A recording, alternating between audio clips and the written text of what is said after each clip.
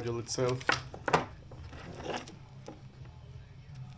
It's got a bunch of connections, waterproof. Then we have one pot. Look, to be honest, seems like a good quality one. I paid 70 bucks, no, 85 bucks for 10 of these little pots, which is actually not bad comparing with other brands. We'll see how they go, but I didn't see the need of spending 300 bucks on some rock lights, like literally.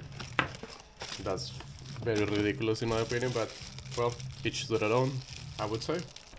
Well, it's come with the little rubber attachments if we want to put it in a different angle. It has already groups on it, so it's great. I mean, for the price, you can't get it wrong. Even you have them in a different position if you want to put it around like a tube. Maybe that's what it is for. You have the flat one. I don't even know what I'm gonna do with it anyway. The only thing I know is that I'm gonna connect it to the secondary battery, so it runs off my camping stuff. I don't wanna run any more of the main battery. There's enough stuff running there. Winch, spotlights, the battery, the secondary battery get in charge of it as well. So yeah.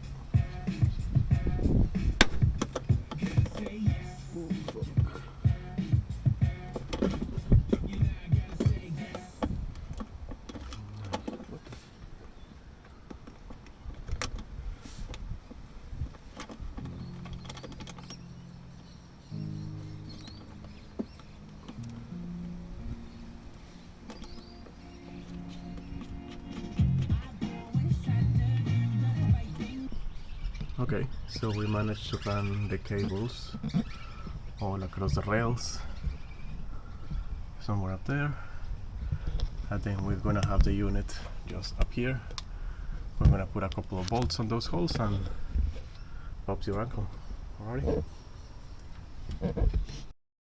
As you can see, we are finishing up some of the cables which are in the rails.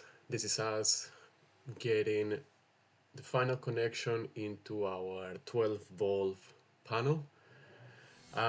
Then yeah, that's some of the footage, probably a year and a half after finish the rock light installation. And yeah, it's looking great.